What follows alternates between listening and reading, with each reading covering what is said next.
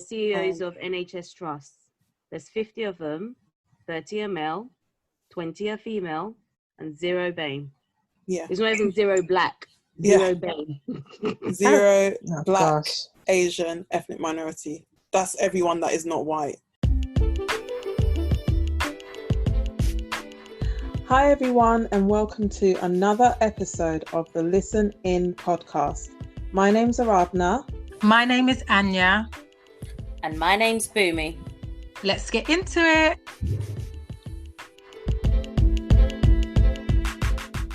On today's episode, we'll be talking about progression, the first of two parts. We'll discuss some statistics and consider the impact of education, media and society on progression. Enjoy.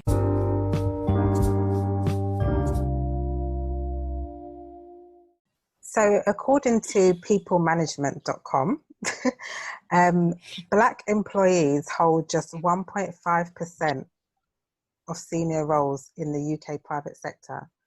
And this research was from June 2020. And this 1.5% has increased by 0.1% since 2014. So it's increased to 1.5%. In 6 years. Yeah. In 6 years, 0.1% rise. That is ridiculous. That's awful. That is scary. What do you guys... So you said ridiculous, you said scary. Tell me a bit more about that. What are your thoughts around that statistic? I think that I can never say the word. I think that statistic is evidence of everything we've been saying. Yep. It's not just about the people, they're not working hard enough, they're not trying. No, there's something else going on. In 6 years, 0.1% for anything, that's not something you should be quoting. Do you know what I mean? No. You No. know? Anywhere. That's awful. Sorry, I'm really shocked. But sorry, go on. The more I see it, the more I see the numbers, the more I'm like, this is just crazy. It's a joke. And I think that's why it's important to have stats, because, I mean, we could be having this conversation and talking from our own perspective on things, but actually stats don't lie. Yeah, so the statistics are just like, when you're looking for facts as opposed to like something subjective, you look to stats, and if that's what that's saying, then that is absolutely scary. And I use the choice of word scary because for me, it is. I mean, there are lots of people from BAME origin in work, and they just stay at the bottom of the ladder of the totem pole for years. Yeah. Some people might be like, oh, it's about UK private sector. Well, obviously there's that website, or the colour of power, sorry. Yeah.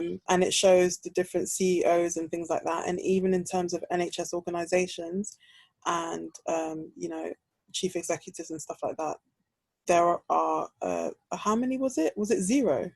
Yeah, CEOs of NHS trusts. There's 50 of them, 30 are male, 20 are female, and 0 BAME. Yeah. It's not even 0 black, 0 BAME. 0 black, gosh. Asian, ethnic minority. That's everyone that is not white, which is part of the issue. That's part of the reason why people don't like that BAME term. It's just so wide and whatever. But even if you just use that term, there's no one in a public, service that's at the top or that's leading. That's quite shocking. And same for chief constables from the Metropolitan Police.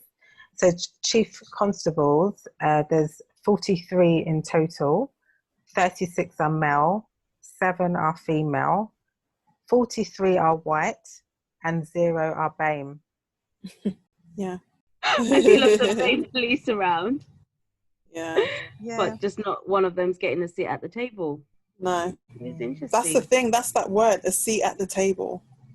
Yes. Okay, and I think thinking about the impact of education, so like experiences through education on feeling like I can progress now at this stage in my career, I definitely think education has had a huge impact. So being in school and sometimes just feeling like teachers just didn't really they just didn't really care about me. I know this is going to sound really bad, but as in like there were certain members of the class who they really cared about and would be pushing them towards things and saying, you know, oh yeah, go for this, go for this, go for that, or you know, telling them about different job potential job opportunities that they could have in the future, and you know, talking to them, helping them to kind of with their studies to kind of achieve the best that they can achieve. Whereas for me personally, I did feel like teachers didn't really care. I was in the class, I was working hard, I wasn't disruptive at this point of my education journey. I wasn't disruptive, I was very much working hard in the class and everything. But I just didn't feel like the teachers really cared whether I passed or not. Yeah, I do wonder if I did have a teacher who, or teachers who were really encouraging throughout my education, whether that would build me with or fill me with a lot of confidence to the point that even in the working environment, I feel like, yeah, I could go for this opportunity, or yeah, I could be doing this. I mean, I know that education was such a long time ago, but I do think that, you know, often in life as people, we carry things through, don't we, from like childhood through to adulthood. And I think that's probably something I've carried through a bit at times. Yeah. And I've had to unlearn, actually. I wouldn't say I'm necessarily all the way there now, but I've definitely had to unlearn that, because being in an environment where you just feel like no one's caring is quite difficult. I think education was a long time ago for us. However, it does have impacts, and it does, you know, influence things that happen in the future. And like I said, I had some really good teachers in my life in school. In secondary school, I had a few really good teachers, but interestingly, I had some different teachers as well. And primary school was a bit of a mix because I went to school here and in Ghana as well, so it was like a mixed experience. But I do think that the messages and the way that we were treated in education does impact on, it does have an influence on some of the ways that we are now, and maybe some of our attitudes towards progression and things like that, or even setting us on a path that may make it difficult to progress. So for example, in one of my sixth form, just even little things like careers advice. So I had one session which was basically like, not even, she just sort of said, just look through the book and just choose something that will match the topics that you're studying. That was it. She didn't give me any proper advice, whereas other students, because they already knew what they were doing or whatever, they put more effort into them. But I remember when I was in secondary school, my mum and my friend's mum, they're both Ghanaian, and they felt like we were really clever. So we used to have extra tuition as well, because for us, for our parents, education was really important, and so that's what they focused on, is us doing as well as we could in education. So yeah, we had extra tuition, and one of our teachers was actually a Ghanaian uncle who used to teach us maths. And he was like, you know, the girls are really good, and me and my friend, like, they're really good, they could do their GCSEs early, like I think they should do it early just to see how they do, and blah blah blah. Mind you, all of this was our mums paying for it privately. And so he put us forward to do our maths GCSE a year early. So we did it, and I don't remember how it happened, but somehow we were in the same maths class in school, like the top set, and our maths teacher found out that we had done our GCSE a year early. I can't even remember the grade, like we got above C. I can't remember what it was. And I remember that me and my friend were taken out of class and we got in trouble. Like they told us off for doing our GCSEs early, like, who do you think you are type of thing. So I was just a bit like, oh, whatever, like regular nonsense. I just sort of left it at that. But my friend went home and she told her mum. And her mum told my mum, and they were livid. They came to school, they made a complaint, the teachers had to sort of apologize to us and everything, and then they were really nice after that. But it's that whole thing of like, there were other students who were clever as well, doing things a year before or whatever, and they were never scolded or told off for trying to achieve something, you know, quote unquote above them. But when we did it, we got taken out of class and we got told off. What was their rationale for telling you off? I don't understand. Exactly. I mean, this is the thing. And the thing is, it's so long ago, I can't remember. I just remember standing outside of the lesson. I might ask my friend what happened. Maybe she'll remember being taken out and having the two teachers questioning us and asking us what, you know, when we did it, why we did it, you know, that sort of thing. And like I said, That doesn't even make sense. Doesn't Because, make sense, does it? You shouldn't have done your GCSEs without your parents' consent. Yeah. So why were they questioning you? If they had a problem with it, why didn't they just arrange a meeting with your parents to say, why did you make that decision, if that makes sense? Like, that is a bit ridiculous to be asking me. But it's all of those things that it's kind of like, don't go above your level. Like, we're saying this is your level. So you need to stay there and you can't progress past that until we say so. So if you've already had, and honestly, like, there's so many of these experiences that I've had, you've had in education, they're small things, but they're not. So those things sort of teach you certain things, or they try and stop you from progressing forward, or they put blocks in your way so that, you know, there's certain opportunities that, so for example, one of my friends, she's, you know, very, very clever, talented, gifted girl, and so she went on one of these sort of opportunities of going to uni like a year early to do some sort of experience or whatever. But that was because, if I remember correctly, there was a certain science teacher, and this goes back to what we were saying of giving people opportunities. A certain science teacher found out about this opportunity and said, do you know what, this girl in my class is so clever, I think she'll do really well with it. And she put her forward, and my friend went on it and she did really well, and that helped her in terms of going to uni. But if no one puts you forward for these things, how are you supposed to know? Or how you know? So that's like a basic level of school, which we know influences a lot of things. So then when you come to the workplace, it's a similar thing. If nobody tells you that there's so-and-so opportunity, how are you supposed to even try to see if you can do it? If you try and you fail, that's fine. Like, you try, like, you gave it a shot, you went for the interview, you didn't get it, fine. But it's this whole thing of not even considering you or not even putting you forward in the first place that holds you back. Yeah. When we were talking, actually, Ravna, I just remembered, I think I probably mentioned it before, but probably not in details. We both know I migrated from Nigeria, so I started my further education here, so not even secondary school. And I remember that I had to do English and maths. I had to retake my English and maths here because for some reason my qualification in Nigeria, which I think is probably above what they do for GCSEs here, wasn't equivalent.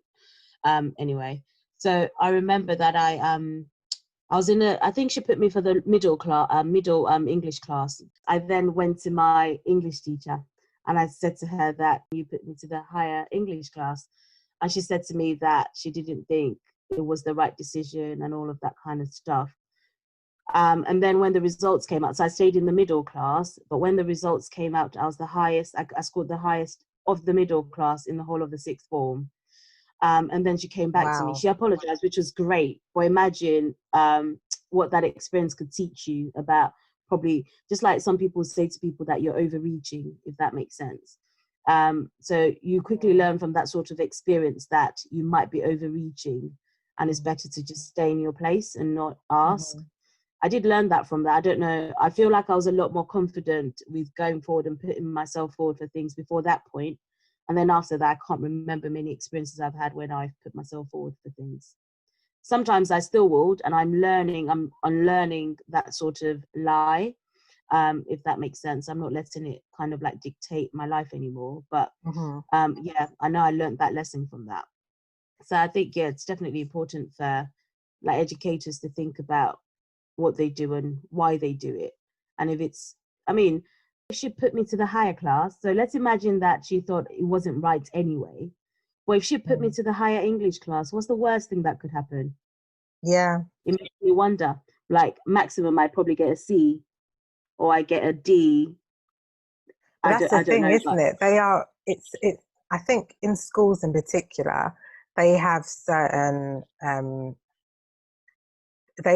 targets that they need to meet, isn't it? So I think a lot of the time they aim for this number of A's, this number of B's, this number of C's, and in order to make sure that you would have definitely have got a good grade, they probably thought, let's just keep her in this, this set, because we know that she's guaranteed she'll get a good grade. But actually, that's limiting your potential. You probably could have done better if you was given the opportunity to. I'm certain I would have. And I think, Yeah. sorry to cut you up. I was just going to quickly chip in that actually, I mean, there's a middle ground to these things. I get it from that perspective. Couldn't she have put me for like a one-to-one test or something? She said, okay, if you really think you can do this, I'm going to set you like an English test. Let's see how you perform, and then I'll consider.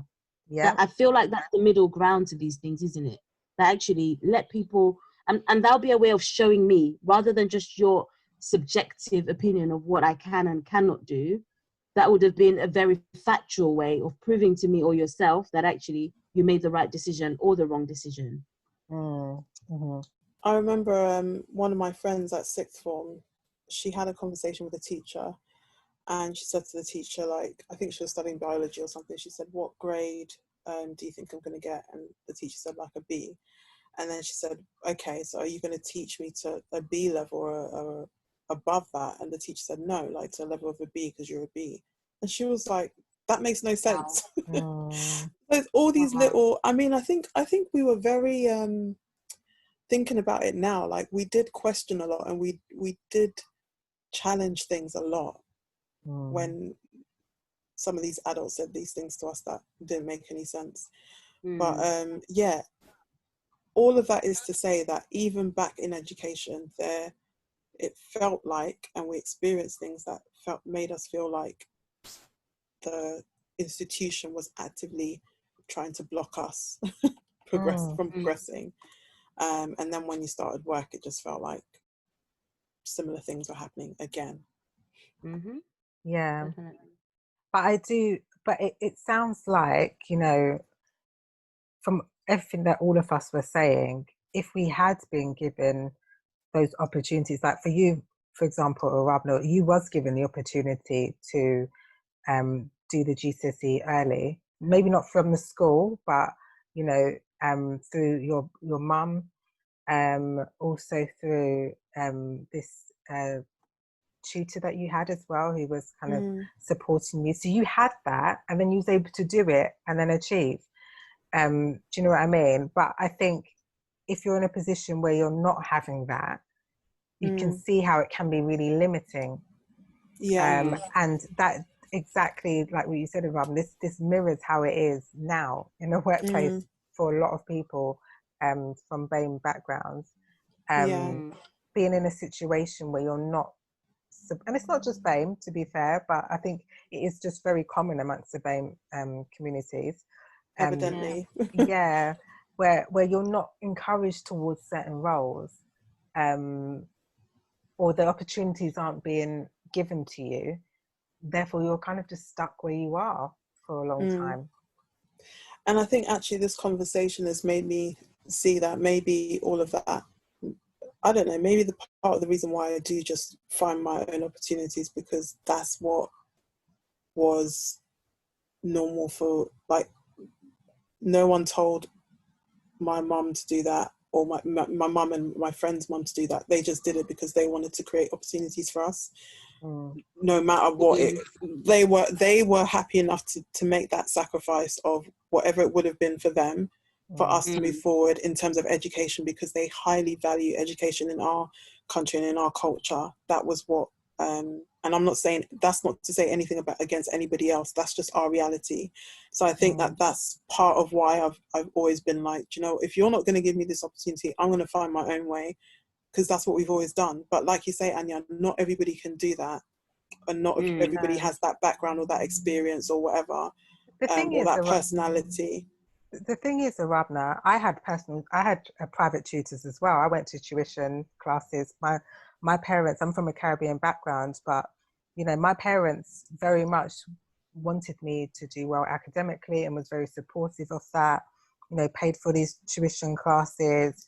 You know, was very much on me. You know, completing my schoolwork and doing well, etc., and supporting me through it as best as they could. So I had that, but it's just when you come into the work, in the school environment, and the teachers just don't care.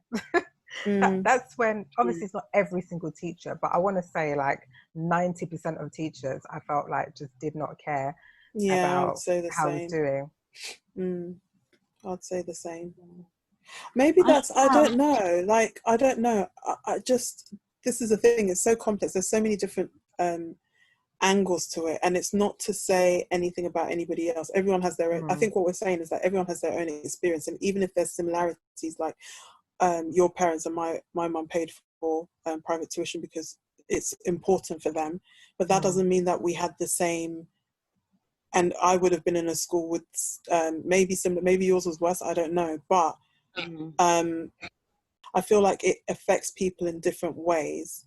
Definitely. So the only thing that you can do to level that out a bit more is to make sure that the system isn't perpetuating all sorts of discrimination and stuff that makes it even harder for people to move forward. Because if the system's doing that, then the individual differences and experiences and stuff on top of that, plus societal things, is just going to make it even harder. So the system needs to change to make sure that everyone has equal access and opportunities to progress. I agree. So Bumi, I know that you mentioned about the cultural influences on progression. Can you talk a bit more about that? But I think that probably there's a bit of like probably cultural and probably more societal actually, because when I think about where I come from, obviously like there is a big push on education and making progress and doing big things anyway. But I think just when I relocated, I remember that I used to like probably just listening to uncles and different family members just talking about lots of obstacles that can be on your path in this country. And like I remember some uncles that I'd hear like how they've given up on dreams because it just seems so unachievable and unattainable because of systemic obstacles, in a nutshell. And actually that kind of like begins to shape your mind about the community or like the society that you live in, even before you've had any personal experiences of your own. Did you feel like there was an influence, so probably like societal and influence from the media as well, to kind of like shape your mind in terms of what progression would look like for you as a young Black girl growing up in a multicultural society like this?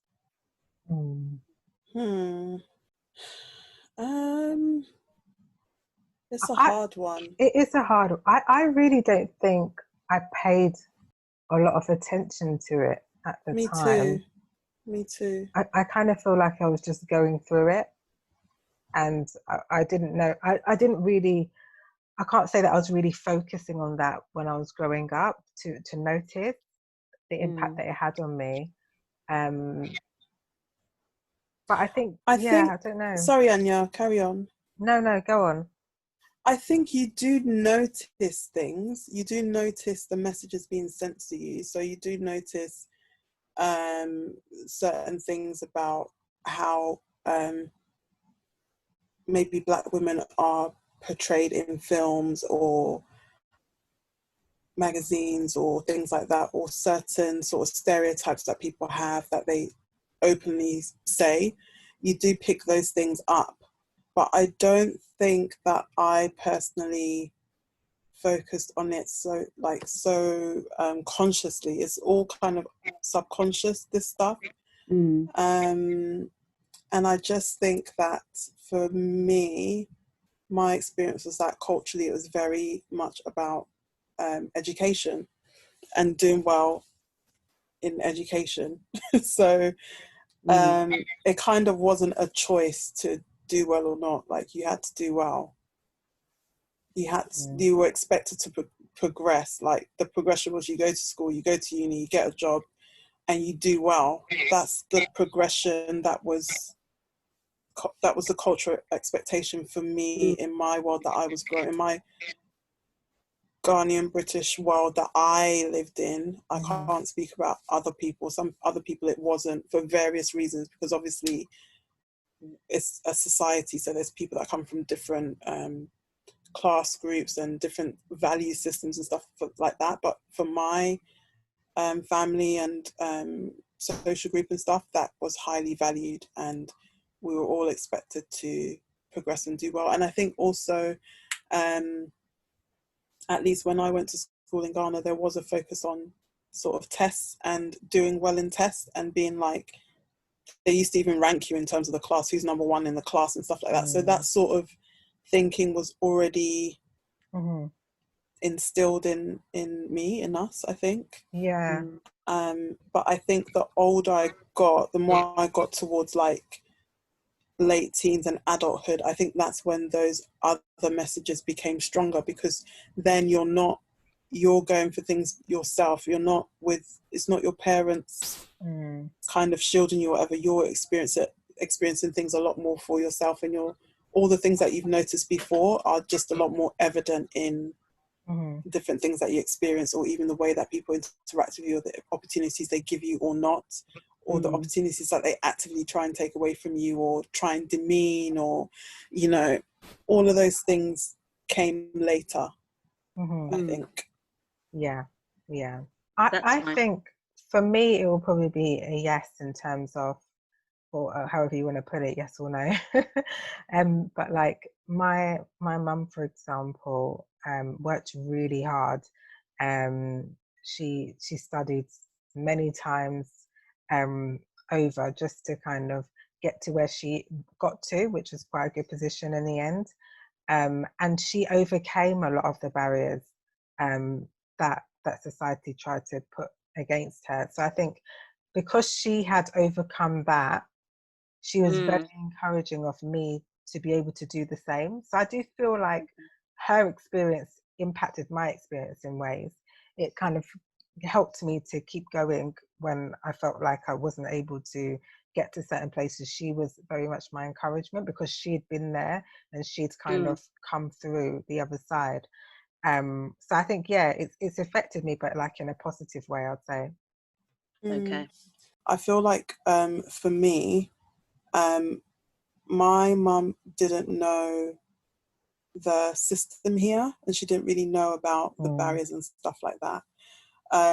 So I think she saw things from the sort of Ghanaian point of view of, you go to school, you work hard, and this happens, that sort of thing.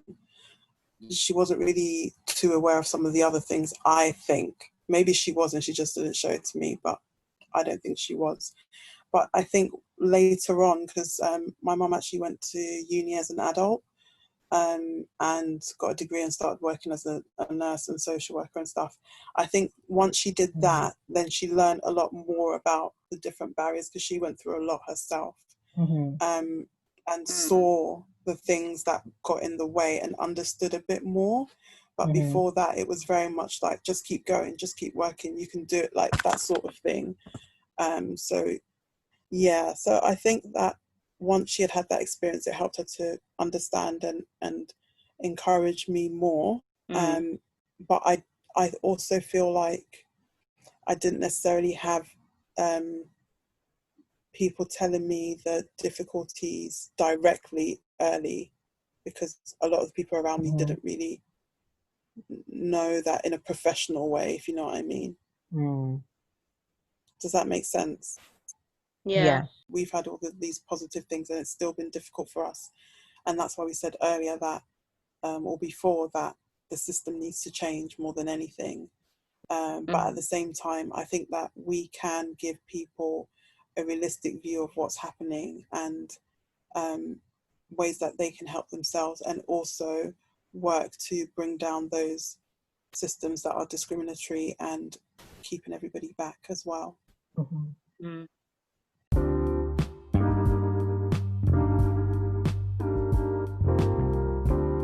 Thank you for listening in, everyone. We would love to hear your opinions and your views, because obviously this is a massive subject. So please leave comments. Let us know your experiences. Let us know your tips. Let us know your thoughts. And let's see if we can move forward in this area together. See you soon. Bye.